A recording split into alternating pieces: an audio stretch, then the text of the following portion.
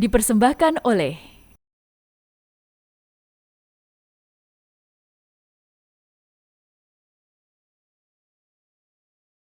didukung oleh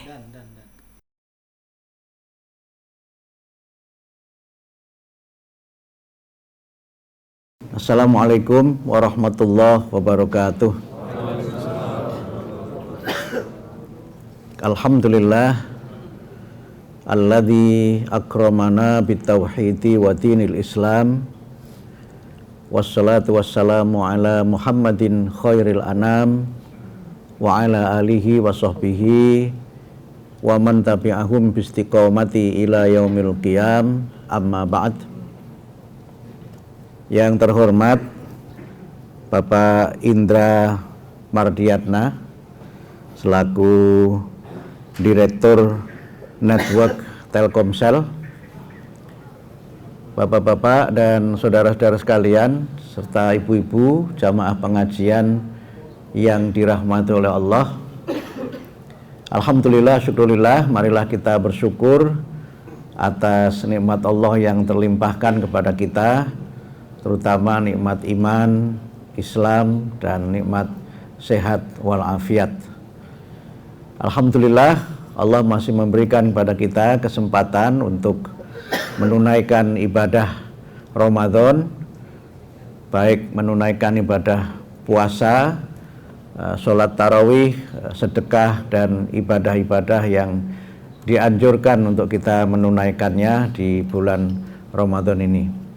Semoga seluruh ibadah yang kita tunaikan mendapatkan ridho dari Allah Subhanahu wa Ta'ala, dan semoga kita diberikan oleh Allah kesempatan untuk menyempurnakan ibadah puasa kita, dan kita mengakhiri ibadah puasa kita tahun ini sebagai hamba Allah yang muttaqin, hamba Allah yang bertakwa, yang dijanjikan balasan terbaik yaitu surga Jannatun Naim.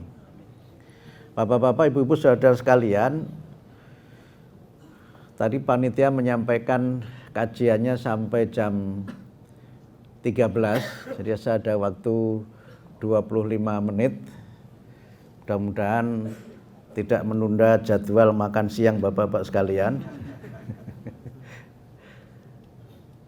Saya ingin menyampaikan 5 hal terkait dengan tema ini, mudah-mudahan bermanfaat. Yang pertama, saya ingin menegaskan bahwa berkeluarga adalah syariat Islam yang kita sangat dianjurkan untuk menunaikannya, terutama bagi mereka yang memang secara mental, secara finansial memang sudah mampu. Kita diperintahkan di dalam hadis Nabi, ya ma'syarus syabab man istata'a minkumul ba'ah falyatazawwaj.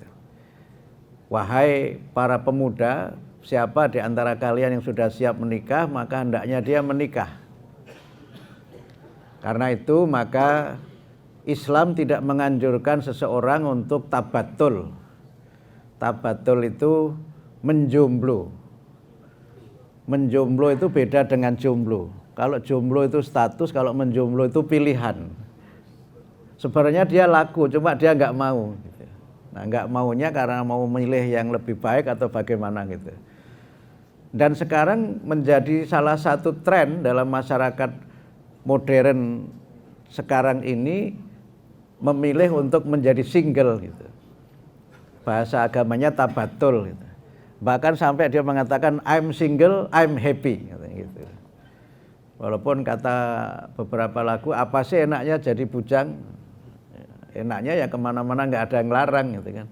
Tapi kemana-mana juga nggak ada siapa-siapa gitu. Mau pulang nggak ada tempatnya, mau pulang ketemu siapa, mau telepon juga nggak ada yang ditelepon gitu kan. Mau nelpon lama-lama kalau bujang itu kan dicurigai. Tapi kalau nelpon lama-lama sudah punya istri kan, oh ini nelpon istrinya gitu. Karena itu maka Islam menganjurkan untuk manusia itu berkeluarga, karena berkeluarga itu bagian dari fitrah, bagian dari sifat dan tabiat utama manusia adalah berkeluarga. Dan penelitian menunjukkan mereka yang berkeluarga itu hidupnya lebih bahagia daripada yang tidak berkeluarga. Ini yang pertama. Yang kedua, mengapa Islam menganjurkan manusia itu berkeluarga? Di antara tujuan syariat Islam dari 5 tujuan itu adalah hifdzun nasl. Maqasidus syariah menurut para ulama itu ada 5. Yang pertama itu hifdzuddin, menjaga atau memelihara agama. Yang kedua hifdzul aql, menjaga atau memelihara kecerdasan atau intelektualitas. Yang ketiga hifdzun nafs, menjaga atau memelihara kehidupan umat manusia. Kemudian yang keempat itu hifdzul mal, menjaga melindungi properti atau harta atau kesejahteraan manusia. Dan yang kelima itu hifdzun nasl, menjaga regenerasi umat manusia. Sebab kalau di dunia ini tidak ada regenerasi, dunia ini akan punah. Sehingga tadi saya setuju yang disampaikan oleh Pak Indra bahwa berkeluarga itu adalah fondasi utama di dalam kita membangun bangsa dan dalam membangun peradaban umat manusia. Ada sebuah buku judulnya itu How Civilization Die and Islam is Dying Too. Bagaimana peradaban itu punah dan Islam juga bisa punah juga. Di dalam buku itu dijelaskan tentang pergeseran demografi dan problem demografi yang timbul sebagai akibat dari manusia tidak mau berkeluarga dan rapuhnya kehidupan dalam keluarga. Sekarang banyak negara yang secara ekonomi itu sudah masuk dalam peringkat welfare state, negara yang sejahtera. Tetapi negara itu tidak akan bisa menjadi negara yang hebat karena ada problem demografi. Ya sebutlah misalnya Jepang. Jepang itu sudah masuk negara sejahtera, tapi dia mengalami problem demografi ketika jumlah orang yang masuk kategori senior citizen, saya tidak setuju istilah orang tua, istilah senior citizen itu lebih tepat dibanding lansia begitu. Kalau lansia kan seakan-akan sudah habis kemudian diperpanjang gitu. Kira-kira kuotanya sudah habis kemudian harus diisi lagi, kira-kira begitu kalau istilahnya Telkomsel itu. Negara ini ada problem serius karena komposisi penduduknya tidak seimbang antara kelompok muda, kelompok produktif dengan kelompok senior itu. Sehingga di Jepang itu kan harapan hidupnya salah satu yang tertinggi di dunia. Dan kalau Bapak Ibu ke Jepang mungkin mohon maaf ini agak bercanda. Kita banyak menemukan neli-neli. Nenek-nenek yang lincah-lincah gitu. Bahkan juga neli-neli, nenek-nenek yang liar-liar gitu. Mereka sangat sehat, sangat healthy, tapi beban negara luar biasa. Karena itu beberapa negara kan mendorong untuk warga negaranya itu mau berkeluarga. Tetangga kita Singapura misalnya, itu kan mendorong supaya warga negaranya mau berkeluarga. Korea Selatan juga mulai mendorong seperti itu. Cina yang dulu ada pembatasan satu keluarganya boleh punya satu anak, sekarang sudah dihapus kebijakannya itu.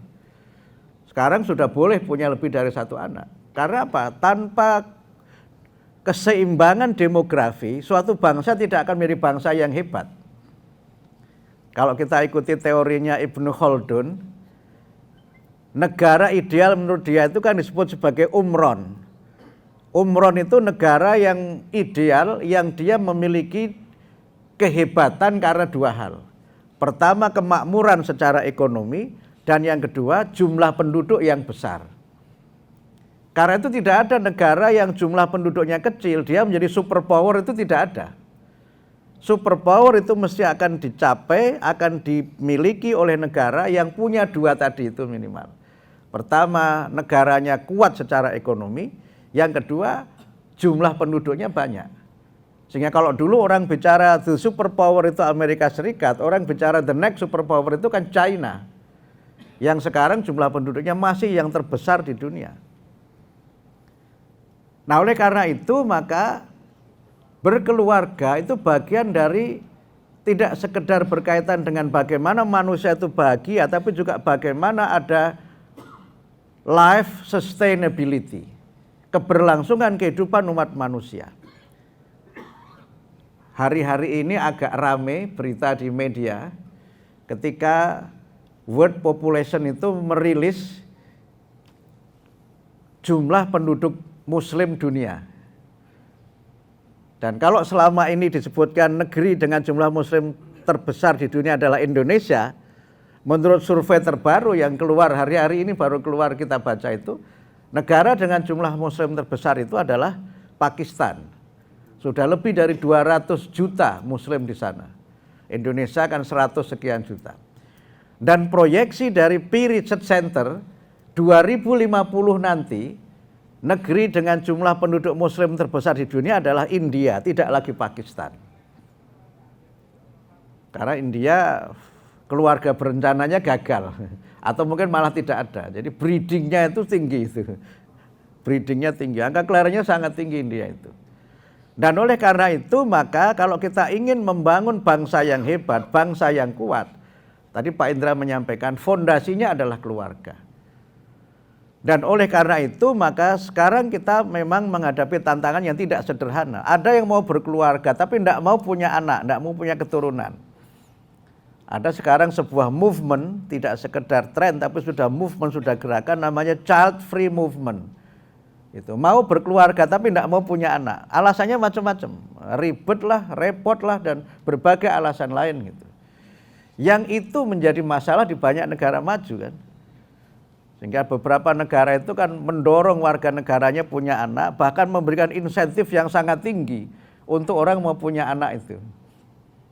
Dulu ketika saya sempat ke Finland itu saya dapat informasi di negara itu kalau ada perempuan yang mau berkeluarga, kemudian mau hamil dan mau punya anak.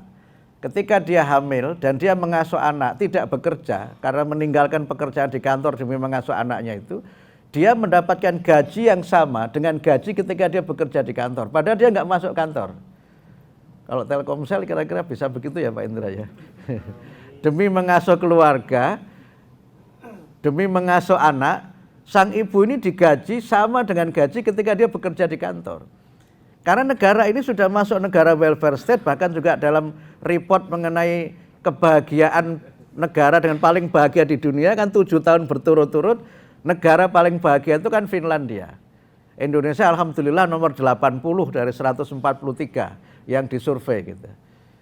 Walaupun kalau orang ke sini bingung juga, katanya nomornya 80 tapi kok orang kelihatannya bahagia semua gitu.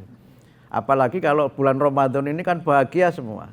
Bahagia ketika sedang berbuka, ya kan, bahagia nanti di akhirat karena bangga dengan puasanya, dan bahagia menjelang hari raya karena dapat THR. Orang Indonesia itu bahagianya menurut survei itu nomor 80 dari 143 negara yang disurvei. Nah coba kira-kira kalau seperti di Finlandia itu diberlakukan di Indonesia, kira-kira gimana itu angka pertumbuhannya? Oh nggak dapat tunjangan saja masih, bahasa kampung saya masih berindil begitu. Oh, anaknya banyak sekali tiap tahun ada gitu.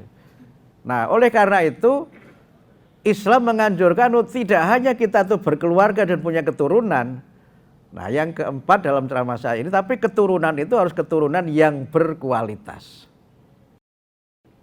Harus yang berkualitas. Karena kalau jumlah penduduk banyak dan tidak berkualitas itu tidak berdampak positif terhadap kemajuan suatu negara, bahkan menjadi beban berat bagi suatu negara. Alih-alih kita mendapatkan bonus demografi, yang kita peroleh justru adalah defisit demografi. Karena itu ketika kita membayangkan 2045 kita akan mencapai Indonesia emas, karena kita akan punya bonus demografi setelah tahun 2030 sampai 2045 itu, jangan-jangan kalau jumlah penduduk kita yang besar ini tidak berkualitas, kita tidak meraih Indonesia emas tapi Indonesia cemas. Karena tidak berkualitas. Sehingga karena itu maka Quran memberikan kepada kita peringatan sejak awal agar kita ini jangan sampai meninggalkan keturunan yang lemah. Allah berfirman, wal yakhshal ladzina law taraku min khalfihim dzurriyyatan dhi'afan khafu 'alaihim falyattaqullah wal yaqulu qaulan sadida. Hendaknya khawatir orang-orang yang mereka itu meninggalkan di belakang mereka keturunan yang lemah. Dan hendaknya mereka bertakwa kepada Allah dan senantiasa berkata yang benar. Ayat ini secara mafhum mukhalafah memerintahkan kepada kita untuk meninggalkan keturunan yang kuat, meninggalkan generasi yang kuat. Sehingga dalam hadis Nabi disebutkan al-mu'minul qawiyyu khairun wa ahabbu ilallah minal mu'minina dha'if. Orang mukmin yang kuat itu lebih baik dan lebih dicintai oleh Allah dibandingkan dengan orang mukmin yang lemah. Sehingga kita bisa meraih kehebatan, kejayaan, membangun peradaban yang hebat, bangsa yang hebat dengan jumlah penduduk yang besar itu kalau mereka adalah generasi-generasi yang kuat, generasi-generasi yang hebat. Nah, bagaimana profil dari generasi yang hebat itu? Kalau kita mencoba memahami Al-Quran dan hadis Nabi, maka generasi yang kuat, generasi yang hebat itu paling tidak memiliki 4 kekuatan. Yang pertama adalah quwwatul aqidah, memiliki kekuatan iman, spiritualitas yang tinggi. Dan oleh karena itu kita mendapatkan tuntunan dari Allah di dalam Al-Quran, bagaimana kita harus menjaga diri kita dan keluarga kita dari siksa neraka. Allah berfirman, ya ayyuhalladzina amanu qu anfusakum wa ahlikum naro. Wahai orang-orang yang beriman, jagalah dirimu dan keluargamu dari api neraka. Kalau kita membaca kisah Luqman, di dalam surah Luqman disebutkan bagaimana Luqman menasihati anaknya. Luqman itu menasihati anaknya, ya bunayya la tusyrik billah inna syirka la dzulmun adzim. Wahai anakku, jangan kamu menyekutukan Allah karena sesungguhnya menyekutukan Allah itu adalah kedzaliman yang sangat besar. Oleh karena itu maka Bapak, Ibu, saudara sekalian, kekuatan pertama yang kita tanamkan kepada putra-putri kita, kepada keluarga kita adalah kekuatan iman. Dan kita melihat dalam banyak sekali penelitian dan kajian, orang yang beriman itu memiliki mentalitas yang lebih kuat dibandingkan dengan mereka yang imannya lemah. Orang yang beriman itu memiliki sikap mental yang positif terhadap hidup dan kehidupan dibandingkan dengan mereka yang tidak punya keyakinan. Karena itu kalau kita mencoba melihat angka bunuh diri yang menurut catatan dari pihak berwenang sekarang jumlahnya sudah lebih dari 971 dalam 1 tahun itu jauh meningkat dari tahun sebelumnya. Itu sebagian besarnya karena spiritualitas yang lemah, iman yang lemah.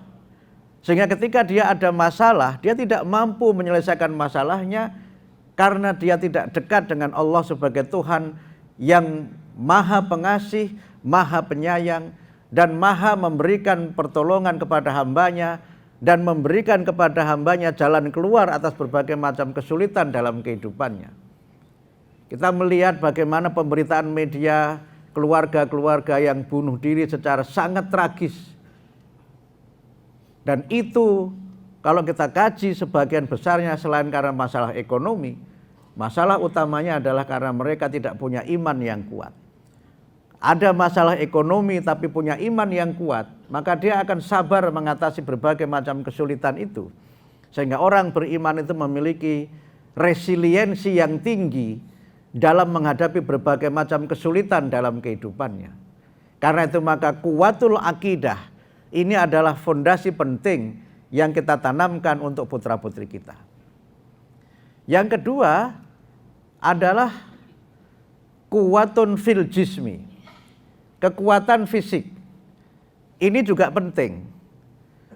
Kalau anak-anak kita fisiknya tidak kuat, mereka akan hospitalized gitu. mereka akan mengalami stunting. Dan Indonesia ini angka stuntingnya tinggi, makanya kemarin kita ikuti program kampanye salah satu capres itu adalah mengatasi stunting dengan memberikan makan siang gratis gitu. Memberikan makan siang gratis termasuk susu gratis gitu. Nah kita tunggu saja, mudah-mudahan nanti juga di Telkomsel makan siang gratis juga ya Pak ya. Mungkin makan masing-masing. Karena menganggap bangsa Indonesia ini kurang gizi, stuntingnya itu tinggi. Dan oleh karena itu kita perlu memiliki generasi yang punya fisik yang kuat. Kalau kita membaca kisah Nabi Tolut, kisah Nabi Tolut yang diutus untuk Bani Israel itu kan, awalnya Bani Israel protes, kok yang diutus Tolut? Dia bukan ningrat, bukan konglomerat. Bukan dari kalangan orang-orang dari keluarga-keluarga darah biru di lingkungan kami, dan juga bukan orang yang secara ekonomi itu kuat. Tapi dijelaskan Tolut menjadi pemimpin bagi kalian karena kami memberikan kepada Tolut dua kelebihan, yaitu bastotan fil ilmi dan bastotan fil jismi.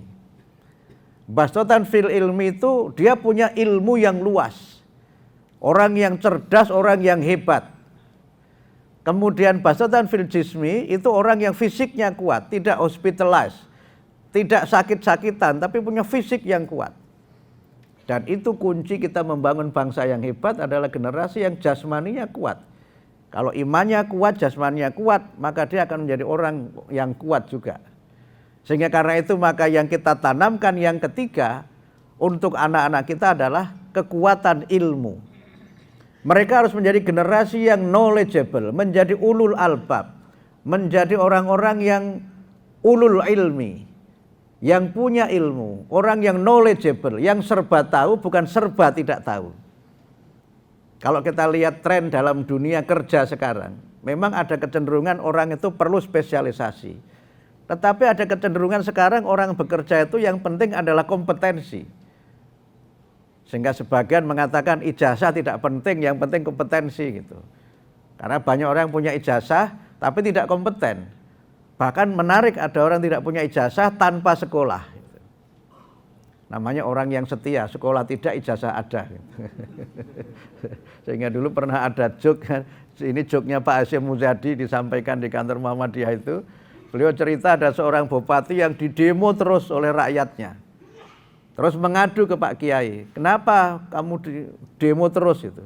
Ya mereka menuduh ijazah saya palsu Pak Kiai. Terus yang benar gimana? Kata yang jual asli. Nah, ini jujur tapi jadi waktu beli kata yang jual asli katanya begitu.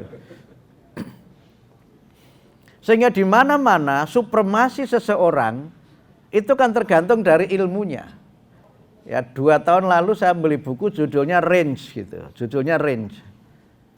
Di buku itu dijelaskan bagaimana orang yang generalis itu lebih bisa survive dibandingkan dengan orang yang terlalu spesialis.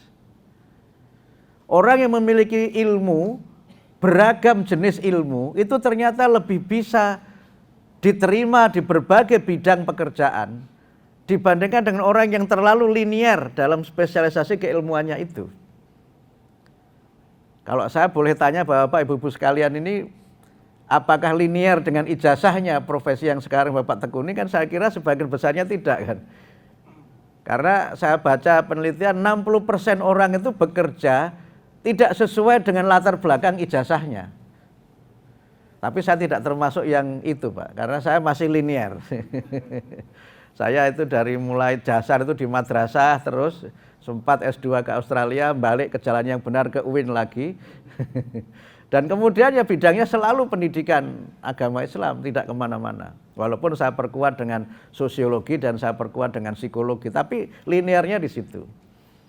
Oleh karena itu, kemampuan-kemampuan yang bersifat general itu, general knowledge ability, itu bisa ditransformasikan dalam berbagai disiplin keilmuan ketika orang menguasai soft skill. Jadi dengan basic knowledge yang bersifat general ditambah soft skill, terutama 4 soft skill abad 21 itu yang disebut dengan 4C itu, critical thinking, creativity, communication, dan collaboration. Ditambah beberapa menurut World Economic Forum itu ada ability to deal with complex problem solving, kemudian juga ditambah dengan ability to negotiate, dan berbagai hal. 10 kompetensi itu setiap 5 tahun sekali World Economic Forum itu mengeluarkan kompetensi yang dibutuhkan sesuai dengan zamannya itu. Selalu 4 itu ada. Oleh karena itu dengan kemampuan dan kreativitas yang tinggi, kemampuan bekerja sama, orang itu kemudian punya agility, agile. Dan sekarang leadership yang diperlukan itu kan agile leadership. Pemimpin yang dia itu agile, pandai beradaptasi, pandai berkomunikasi, dan pandai mencari jalan keluar atas masalah. Saya sering menyebut dengan ungkapan sederhana, agile itu tangkas dan terengginas, kira-kira begitu. Nah, ilustrasinya kira-kira orang agile itu seperti pesilat-pesilat itu yang berjalan di atas tonggak-tonggak bambu yang tidak ditancapkan di tanah, tapi tonggaknya nggak jatuh, dia juga nggak jatuh. Kira-kira agile itu begitu. Dia tahan uji, tahan banting, bisa beradaptasi dalam berbagai situasi. Dia suka tantangan, bahkan merubah tantangan menjadi peluang untuk dia sukses. Dia suka belajar sesuatu yang baru. Sehingga kalau kita punya generasi yang kuat secara ilmu, generasi yang berilmu, itulah generasi yang kita harapkan untuk menjadi penerus perjuangan kita. Nah, kemudian yang keempat adalah kekuatan akhlak. Kekuatan akhlak ini penting. Banyak orang yang mengatakan bahwa skill itu penting. Oke, tetapi banyak hal yang kita lihat dalam dunia kerja, dunia profesional, banyak orang yang hanya punya kemampuan skill yang tinggi, bahkan mungkin hard skill yang tinggi, tanpa akhlak dan moralitas, dia tidak akan bisa sukses. Teori klasik, saya sebut klasik kan sudah terlalu lama, emotional intelligence itu menegaskan betapa kecerdasan emosional itu punya peran penting dalam keberhasilan dibanding dengan intellectual intelligence. Dan kemudian diperkuat dengan spiritual intelligence atau spiritual quotient. Tapi kemudian sekarang kita melihat bagaimana kemampuan seseorang itu juga ditentukan oleh bagaimana dia punya kemampuan untuk menghormati nilai-nilai yang berlaku di masyarakat. Empati, simpati kepada orang lain, menghormati nilai-nilai baik yang ada di masyarakat. Saya baca buku Samsung Code itu. 10 rahasia dari Samsung, salah satu perusahaan yang sekarang salah satu yang sangat leading di dunia itu. Di antara 10 kriteria orang yang dicari perusahaan ini, yang dia sebut sebagai 1% orang yang menghidupi 99% orang, itu diantaranya adalah mereka yang memang punya ilmu yang luas, punya keterampilan, punya kemampuan berbahasa, dan 3 yang dia sebut di luar itu adalah yang pertama, dia orang yang menghormati nilai-nilai yang berlaku di masyarakat, orang yang punya tata krama. Yang kedua, orang yang bisa membangun komunikasi yang sebaik-baiknya dengan orang lain. Dan yang ketiga yang dia cari adalah orang yang tidak sombong. Itu menarik itu. Karena banyak orang yang betapapun dia hebat, tapi dia takabur, maka dia tidak akan disukai oleh sejawatnya. Dan dia tidak akan sukses. Oleh karena itu maka Quran memberikan kepada kita pelajaran bagaimana Luqman juga mengajari anaknya, ya bunayya, wahai anakku, aqimis sholah, dirikanlah sholat, wa'mur bil ma'ruf wanha 'anil munkar wasbir 'ala ma asabak inna dzalika min azmil umur. Kamu tegakkan sholat, kamu amar ma'ruf nahi mungkar, dan bersabarlah dengan musibah yang kamu alami. Kemudian wala tusair khaddaka linnas wala tamshi fil ardi maraha. Innallaha la yuhibbu kulla mukhtalin fakhur. Jangan kamu berjalan dengan sombong. Hendaknya kamu berjalan dengan menjadi orang yang rendah hati tetapi tidak rendah diri. Dan kemudian hendaknya kamu jangan menjadi orang yang congkak, yang terlalu membanggakan apa yang sudah kamu capai, karena sesungguhnya itu sesuatu yang Allah tidak menyukainya.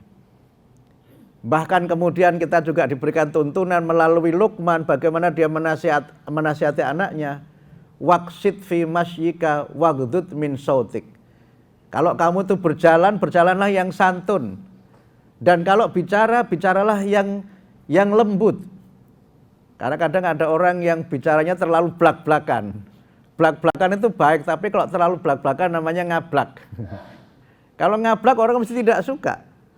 Sehingga karena itu maka akhlak ini adalah fondasi penting dalam kita membangun keluarga yang kuat, keluarga yang hebat, keluarga-keluarga muslim yang seperti itulah yang kita dambakan. Yang kelima, yang terakhir, sudah jam 13, izin saya tambahi sedikit. Yang mau makan siang silahkan. Bagi yang tidak puasa tentu.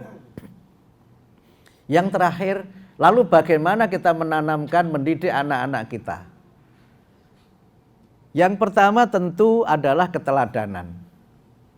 Keteladanan orang tua, keteladanan ayah dan ibu, itu menjadi penting. Karena itu ketika kita membaca banyak sekali tuntunan di dalam kaitannya dengan pendidikan, uswah, keteladanan, atau iswah gitu, role model, itu menjadi formula yang sangat penting dalam kita ini mendidik putra-putri kita. Kalau kita ingin anak kita ini menjadi anak-anak yang taat beribadah, maka orang tuanya lah yang memberi contoh bagaimana beribadah.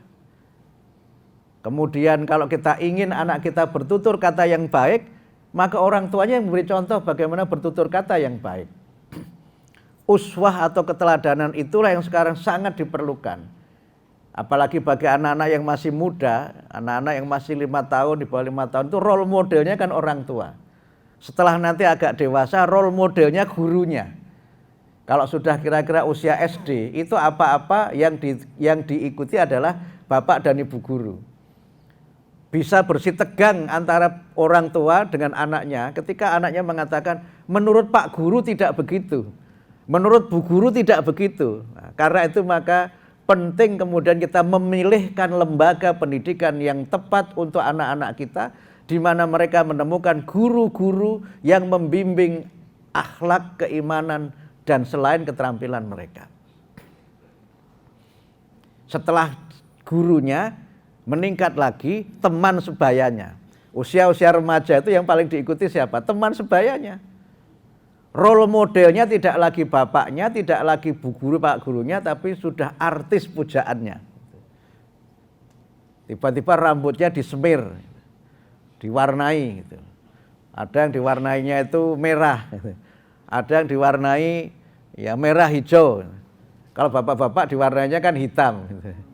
Karena sudah meninggalkan dunia hitam terus dihitamkan lagi gitu. Padahal katanya makin putih rambut itu makin berwibawa, padahal katanya begitu. Makin putih rambutnya itu makin disukai oleh wanita. Yang menyukai nenek-nenek. Tapi ini bercanda, nggak serius ya, nggak serius. Nah, keteladanan.